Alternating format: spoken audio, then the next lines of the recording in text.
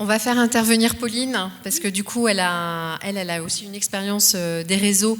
Donc Pauline Laforêt, qui est régisseur adjointe pour les musées de Poitiers, et qui est également coordinatrice des établissements culturels de Poitiers et de la Vienne sur la question des PSBC.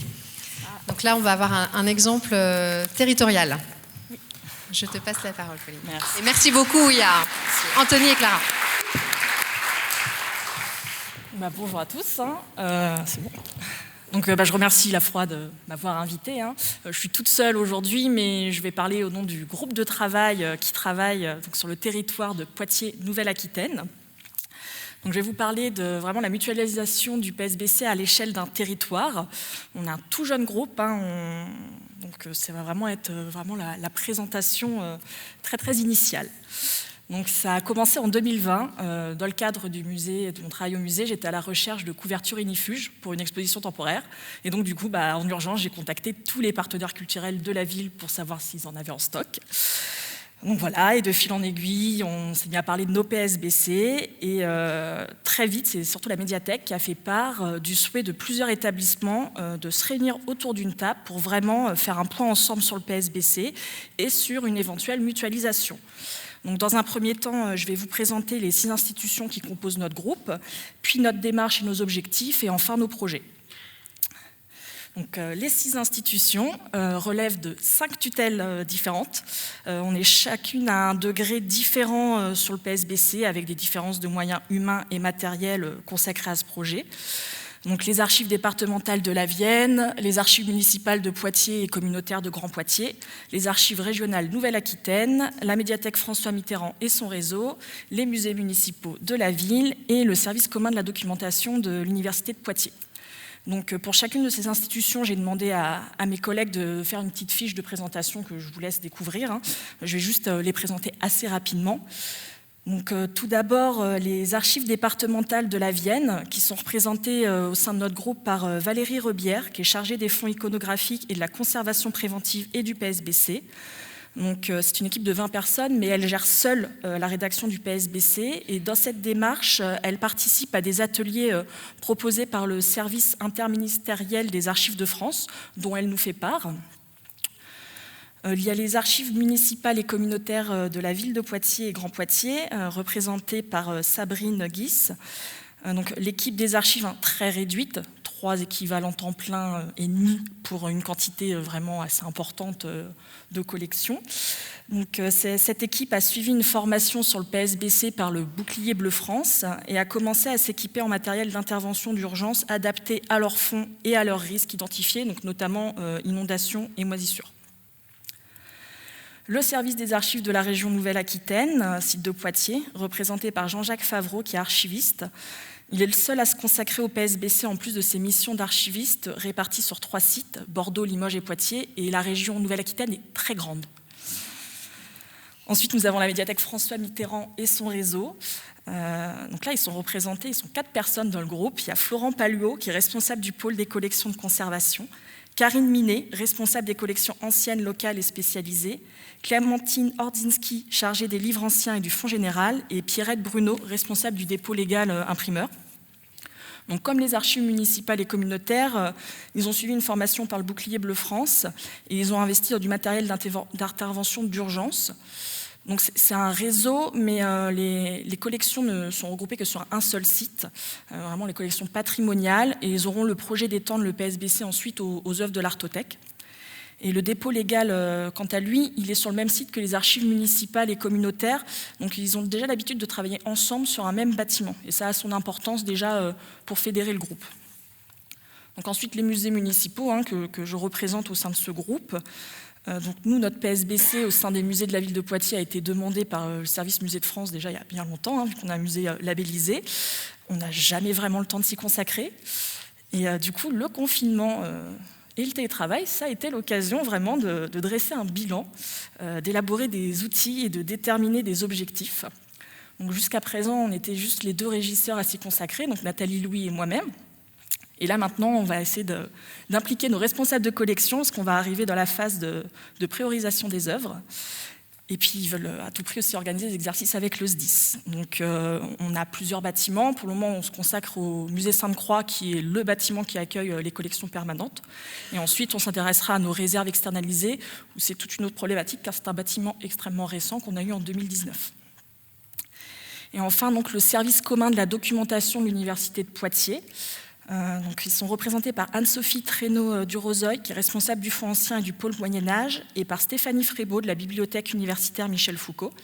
Donc, eux, c'est un petit peu les pionniers du PSBC, ils sont dessus depuis 2005.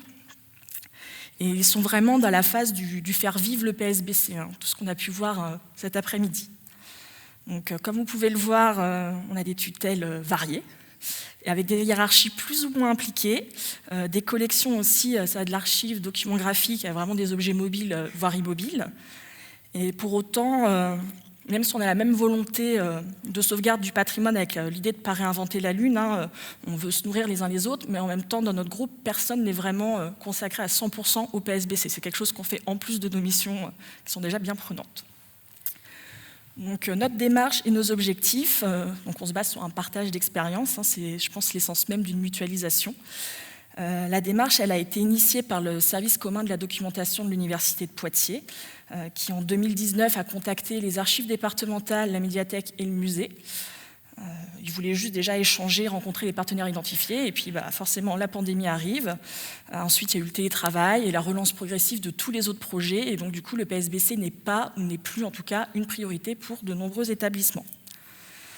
Et c'est là qu'arrive le bouclier Bleu France, qui va faire une formation et qui va créer des émules au sein de la médiathèque et des archives, et ils vont vraiment relancer fin 2020 ce projet, cette envie de groupe de travail. Donc, la première réunion a lieu le 16 juin 2021 à la médiathèque François Mitterrand. Donc, cette institution est vraiment importante dans notre groupe de travail parce que ça a permis de fédérer en fait notre réflexion. Ils sont 4 membres très impliqués, ils vont faire des comptes rendus de réunion et surtout ils vont mettre à disposition des espaces pour se réunir parce que c'est très important de se retrouver vraiment pour échanger. Donc, cette première réunion permet de se rencontrer pour faire un premier constat d'état. Il y a donc la présentation de nos institutions et de nos PSBC, un état des lieux, une mise en commun et une définition de nos objectifs. Ensuite, la deuxième réunion n'a lieu que le 9 décembre 2021, parce que je vous disais, il y a tous les autres projets qui se relancent en même temps, donc effectivement, ce n'est pas la priorité.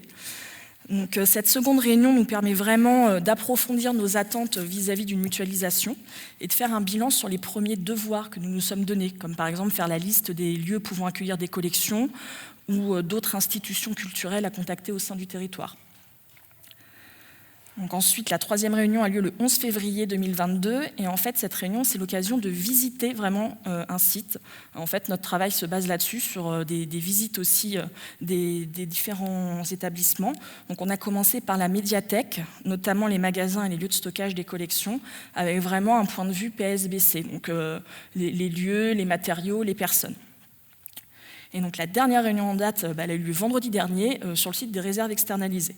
Donc vous voyez, on a un rythme très lent qui est dû en partie donc, à ce nouveau contexte de travailler avec une pandémie. Et on s'est réunis que 4 fois en fait depuis fin 2020. Donc c'est vraiment tout récent. Et en plus de ces visites, ces réunions sont également l'occasion de témoigner sur nos propres expériences de sinistres. Donc les archives départementales nous ont fait part des fiches pratiques qu'ils ont dû élaborer un petit peu en urgence pour agir suite à un dégât des eaux, ou encore les archives régionales qui, suite à une inondation, ont dû fabriquer dans l'urgence, puis un petit peu en mode MacGyver aussi, des tables de séchage avec des bouts de bois et du grillage à poules et des ventilateurs de peintre en fait. Et enfin, ces réunions, c'est aussi l'occasion de cibler nos besoins propres à chacun ou pouvant être mutualisés, donc le matériel, l'humain, l'administratif et les espaces. Donc, bien sûr, l'objectif de la mutualisation, c'est aussi un objectif individuel. Déjà, c'est la rédaction pour chacun d'entre nous de notre PSBC, pour ceux qui n'en ont pas encore. Donc, le partage d'expériences, de méthodologies et d'outils déjà en place au sein de chaque institution motive cet objectif. La problématique identifiée de la diversité des tutelles a porté très tôt une réflexion sur l'élaboration de conventions. Parce que la mutualisation est plus évidente au sein d'une même tutelle, mais la variété en fait, amène la nécessité, en fait, une réflexion sur la nécessité de contractualiser cette mise en commun des moyens, par exemple via une convention. Donc c'est j'arriverai pas à le dire, c'est lourd. C'est lourd et contraignant à faire. Mais c'est nécessaire pour des questions d'assurance ou de ressources humaines. Je vais m'expliquer. En fait, très rapidement, il a apparu qu'il n'est pas si facile que ça en fait, de prêter du matériel à quelqu'un d'autre qui avait été acheté avec de l'argent public. Donc, du coup, la mutualisation, pour nous, ça permettrait en fait, d'anticiper cette mise à disposition du matériel par l'élaboration d'une convention entre les différentes institutions en ciblant déjà le matériel qui pourrait être concerné. Cela s'étend aussi aux moyens humains, ce qui permettrait en fait de couvrir les agents qui seraient amenés à travailler hors de leur institution, de leur lieu de travail habituel. Et en fait, c'est que l'anticipation de ce genre de tracas administratif est primordiale en fait de la mutualisation pour être efficace à l'instant T du sinistre. Un autre objectif aussi, c'est la mise en commun de procédures. Je vous parlais des fiches des archives départementales du coup, qu'elle nous a partagées. Aussi, par exemple, moi j'ai restitué les conclusions des workshops de l'AFROA, notamment le groupe sur le rétablissement dont je faisais partie. Donc, c'est vraiment aussi, la mutualisation permet la diffusion des bonnes pratiques. Et puis surtout, la mutualisation permet d'envisager des moyens d'intervention à mettre en commun, donc que ce soit des volontaires, des formations, des mises en situation, matériel d'urgence, lieu de stockage, véhicules, enfin vraiment tout est abordé. L'idée en fait c'est de faire une fiche de prêt de matériel ou de consommables pré-remplis et un tableau en fait qui pourrait répertorier tous ces matériaux avec les manques et les futurs achats. Par exemple, cette année, la médiathèque va acquérir une chambre 40, donc les archives savent qu'elles n'ont pas de partie de leur budget à consacrer à cet achat et qu'elles ne vont plus pouvoir se tourner vers un autre achat. C'est pareil pour le musée, on a une machine à anoxie qui pourrait être mutualisée, donc du coup les institutions vont plutôt s'orienter vers l'achat d'autres matériels. Ça permet un petit peu aussi de prévoir les budgets. Et donc, entre chaque réunion, on s'impose de faire des petites listes, des devoirs, comme la liste des ressources matérielles ou des lieux de stockage mutualisables. Et l'idée, en fait, c'est de réaliser une synthèse une fois la phase de rencontre et de visite terminée, donc probablement à la fin de l'année 2022. On est vraiment dans le temps large. On a un jeune groupe de travail et on est au tout début de notre réflexion. Et puis surtout, en fait, ça nous permet donc d'avoir une meilleure connaissance les uns des autres. Nos deux intervenants précédents ont bien souligné l'importance de se connaître et de réfléchir ensemble sur les problématiques et les moyens de chacun pour ensuite produire du concret et surtout convaincre nos hiérarchies des bénéfices d'une mutualisation tout en ayant conscience en fait, des inconvénients ou des freins. Donc là, c'est vraiment les projets qu'on aimerait mettre en place. Pour le moment, ne sont concernés dans un groupe de travail que les établissements de conservation du patrimoine au niveau local, donc situés à Poitiers. On envisage en fait d'élargir progressivement à d'autres structures comme la bibliothèque ou les archives diocésaines ou les associations de sauvegarde du patrimoine local comme la Société des antiquaires de l'Ouest et les autres musées comme le musée du vitrail de Curzé. En fait, il y a plusieurs établissements vraiment sur le territoire. Donc ça va encore aussi poser ce problème des tutelles variées. Il va vraiment falloir envisager d'intégrer tous les statuts différents en fait, de la mutualisation. Le deuxième projet, effectivement, c'est de se rapprocher encore plus du SDIS 86. Ils sont extrêmement demandeurs auprès de chacun d'entre nous, que ce soit pour être impliqués dans l'élaboration de nos PSBC ou pour mettre en place des exercices. Donc de toute façon, les interventions ces 2 derniers jours ont bien démontré l'importance d'un dialogue associé. Le troisième projet, c'est la validation par nos hiérarchies, parce qu'effectivement, en tant que groupe de travail, on est force de proposition, on réfléchit beaucoup, mais c'est notre hiérarchie qui est la force politique du PSBC. Et un autre projet encore, ça serait vraiment une idée récente qu'on vient d'avoir, ça serait de créer une antenne Bouclier Bleu France localement, parce que la section atlantique en fait, ne remonte pas jusqu'à Poitiers. Donc voilà, l'idée de la mutualisation, en fait, c'est vraiment la formation d'une communauté locale autour de la question du PSBC qui permet d'avancer plus efficacement au niveau de chaque établissement. En plus, ça permet des ponts vers d'autres sujets. Du coup, comme on se connaît, on arrive à orienter des dons de collection ou à se donner des identifications d'œuvres auxquelles on n'aurait pas pensé en fait, de se contacter les uns les autres avant. Donc voilà, pour faire cette présentation, je suis toute seule, mais on est 6 institutions qui mobilisent 10 personnes. Et en fait, on s'est vraiment demandé est-ce que la mutualisation était indispensable et est-ce qu'elle était réalisable. Donc effectivement, tous les participants de notre groupe ont une envie partagée de travailler ensemble. Et surtout, on sait tous, on en a bien conscience que tous nos besoins ne peuvent être satisfaits en fait, que dans le cadre d'une mutualisation. Que ce soit un besoin de matériel, parce qu'aucun établissement n'a assez de matériel, que ce soit en quantité, en variété, pour faire face à un sinistre important. Un besoin de lieu, aucun établissement n'a à sa disposition en permanence de grands locaux de séchage. Et en plus, là, on s'est rendu compte que les disponibilités sont en partie complémentaires. Par exemple, les universités, leurs gymnases sont très peu disponibles lors de l'année scolaire, parce que les vacances universitaires sont très courtes. Par contre, ils sont disponibles bien plus longtemps l'été, vu qu'ils arrêtent l'année scolaire bien avant les autres. Donc ça c'est aussi un atout. Et il y a aussi donc, des besoins de ressources humaines, parce qu'en cas de sinistre de grande ampleur, aucune équipe ne pourra se contenter de ses propres forces. Donc voilà, la mutualisation, pour nous, c'est vraiment...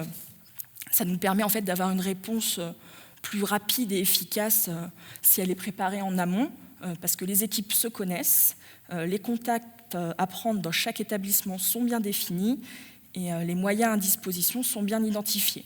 Donc cette mutualisation est donc assurément indispensable pour que les démarches PSBC aboutissent ou se concrétisent, en tout cas dans les différents lieux. Quant à la réalisation de la mutualisation, c'est clairement chronophage, un manque de temps chez tous les participants, ce qui se traduit parfois par des devoirs non faits, des listes ou des comptes rendus qui sont très en retard. Pour avancer aussi, il faut que chaque membre ait accès à toutes les données mutualisées, la liste de matériel et de lieux, les fiches pratiques. Et cependant, pour le moment, on a une difficulté à trouver un outil de travail partagé qui héberge des données en plus en partie confidentielles. Donc, comme on est différentes tutelles, on ne peut pas le mettre sur le réseau de la collectivité. Et en même temps, voilà, la confidentialité fait qu'il y a certains freins à utiliser des outils de type Google. De plus, la diversité des institutions, j'ai assez insisté dessus, mais voilà, il n'y a pas que les tutelles, il y a aussi la taille, les cultures métiers. Entre un régisseur d'œuvres d'art et un archiviste, on n'a pas du tout la même approche du patrimoine, en fait. Les œuvres aussi conservées sont très diverses. On n'a pas aussi le même périmètre de plan de sauvegarde. Par exemple, l'université va prendre en compte toutes ses collections, patrimoniales ou non, alors que la médiathèque, que les collections patrimoniales, pas les autres œuvres de l'Artothèque, par exemple. Pas encore. Donc c'est vrai que, vu chaque spécificité, il y a vraiment une difficulté encore sur le partage d'outils communs. Et puis, je l'ai évoqué rapidement tout à l'heure, mais même si nos directions sont toutes extrêmement favorables au projet, la validation politique est indispensable et elle n'est pas assurée à ce stade. Elle devra donc probablement passer par des conventions qui sont toujours lourdes à mettre en œuvre. Donc voilà, je suis plutôt rassurée par ces 2 derniers jours organisés par la FROA, parce que je pense qu'on est sur la bonne voie avec notre groupe de travail. Là, je vous ai fait d'ailleurs une petite liste de toutes ces personnes-là.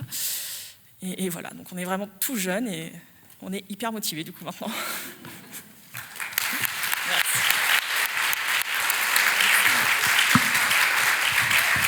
Eh bien, merci beaucoup Pauline. C'est vrai que c'est une note, on termine les 2 journées avec une note très positive. On est autour de l'humain, on est autour du réseau, de l'importance de discuter avec tous les partenaires qu'on peut avoir autour du PSBC.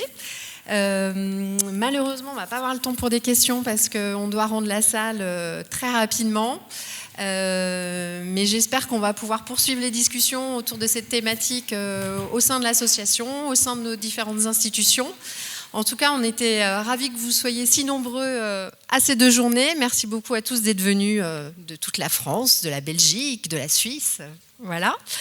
On se sent moins seul quand même, je pense, au bout de ces 2 journées. On se sent mieux équipé. C'est un vaste chantier, mais j'espère que vous repartez avec une belle boîte à outils pour tout réaliser.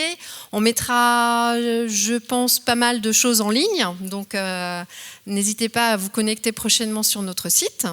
Et puis on va revenir vers vous pour vous informer de tout ça.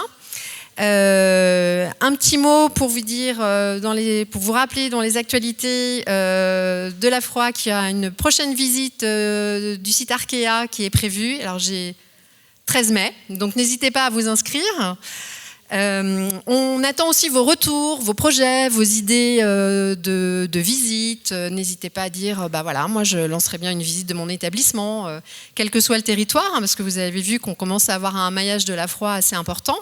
J'en profite pour dire que le 3 juin, c'est le lancement de l'antenne Grand Ouest à Nantes. Et puis je vais passer aux remerciements, avec de grands remerciements à tous nos intervenants. pour leurs discussions, leurs interventions vraiment riches et leurs témoignages très très intéressants. Un grand remerciement à tous les participants des workshops depuis l'année dernière. Certains membres sont devenus des bénévoles aussi sur cette manifestation. Un grand remerciement aussi au CA de la Froid, tous ces participants. Et une spéciale dédicace à Anaïs, qui a été notre super coordinatrice quand même de ces 2 journées, qui a œuvré, qui a passé des heures et des heures. Et franchement, c'était admirable d'investissement. Bravo Anaïs.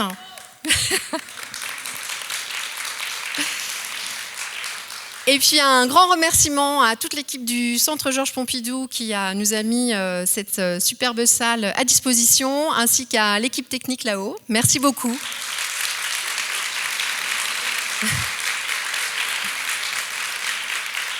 Et donc, comme je vous le disais en début d'après-midi, on vous propose d'aller prendre un verre au cirque, pour ceux qui le peuvent. Et puis voilà, et autre chose à rajouter, Madame la Présidente ?